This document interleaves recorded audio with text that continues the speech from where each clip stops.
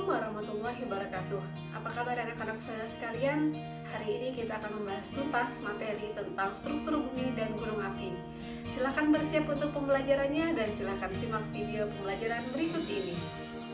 Pada bab ini kita akan mempelajari lapisan utama bumi, di mana lapisan utama bumi kita terdiri atas 3 bagian utama, yaitu bagian atmosfer, litosfer, dan juga hidrosfer.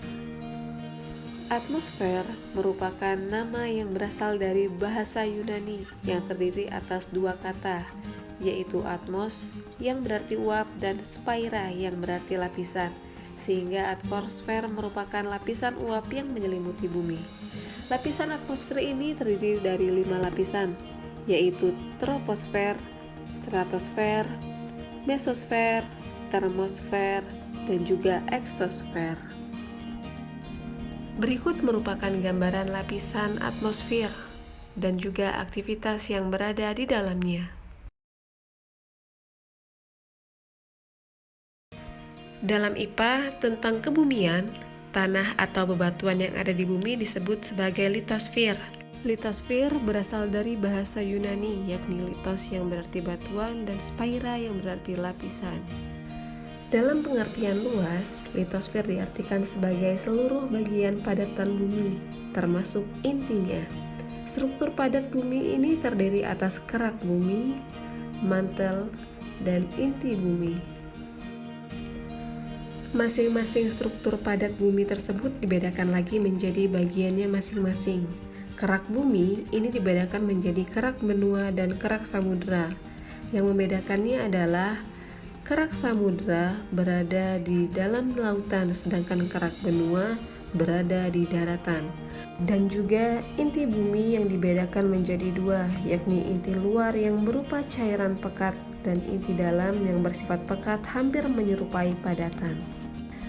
Berdasarkan struktur bumi, ada teori tektonik lempeng yang penting kita pelajari. Teori tektonik lempeng diprakarsai oleh Alfred Wegener. Ia adalah ahli meteorologi asal Jerman yang mengajukan sebuah teori yang dikenalkan dengan teori pergerakan benua. Dalam teorinya ini, ia menjelaskan bahwa pada zaman dahulu semua benua di bumi menyatu membentuk sebuah daratan yang sangat luas atau Pangea. Sekitar 200 tahun lalu, benua tersebut terpisah dan bergerak menjauh secara perlahan. Faktanya dapat dilihat dari kondisi benua di bumi yang bentuknya seperti puzzle, serta penemuan beberapa fosil yang sama di antara beberapa benua. Namun demikian, teori pergerakan benua yang diajukan Wegener ini tidak dapat menjelaskan bagaimana benua tersebut terpisah dan bergerak menjauh, sehingga teori pergerakan benua ini ditolak oleh para ahli. Kemudian penemuan tersebut memicu beberapa teori baru, salah satunya yang diajukan oleh Harry Hayes, seorang geologis dari Princeton University. Ia menjelaskan bahwa di bawah kerak bumi tersusun atas material yang panas dan memiliki massa jenis yang rendah. Akibatnya, material tersebut akan naik ke punggung kerak samudra. Kemudian material bergerak ke samping bersama dasar kerak samudra, sehingga bagian dasar kerak samudra tersebut menjauh dari punggung kerak samudra dan membentuk sebuah patahan. Karena kerak samudra menjauh, sehingga akan terbentuklah patahan, maka magma akan naik ke atas dan mengisi patahan tersebut. Magma yang telah sampai ke patahan akan mendingin dan membentuk kerak yang baru. Berdasarkan teori tersebut, para ilmuwan mengembangkannya menjadi teori tektonik lempeng. Teori ini menyatakan bahwa kerak bumi bagian atas dari mantel bumi terbagi menjadi beberapa bagian.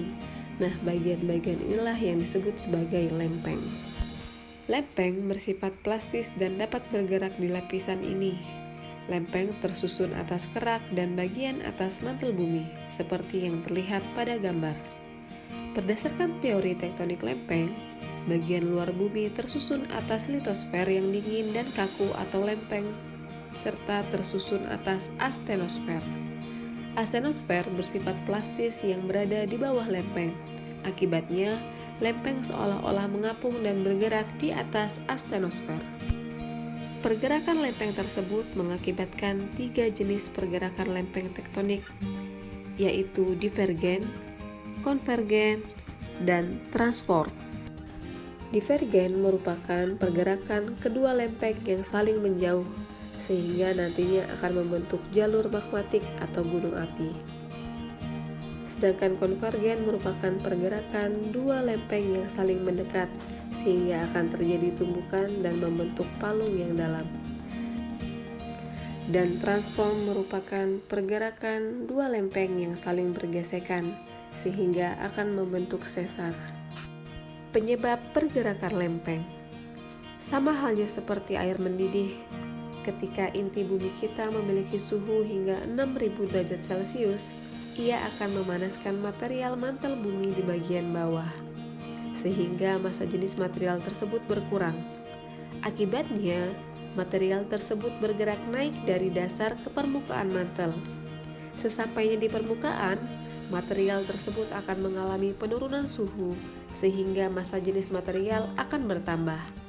Karena massa jenisnya bertambah, maka material tersebut akan turun ke dasar mantel. Di dasar mantel, material tersebut akan terkena panas bumi kembali, sehingga proses konveksi terjadi terus-menerus seperti pada gambar.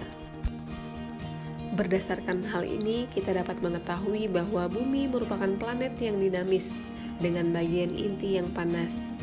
Dan panas dari inti bumi akan berpindah secara konveksi sehingga mengakibatkan pergerakan lempeng. Demikianlah pembelajaran kita, semoga kalian dapat mengambil intisari dari pembelajaran ini. Thanks for watching. Wassalamualaikum warahmatullahi wabarakatuh.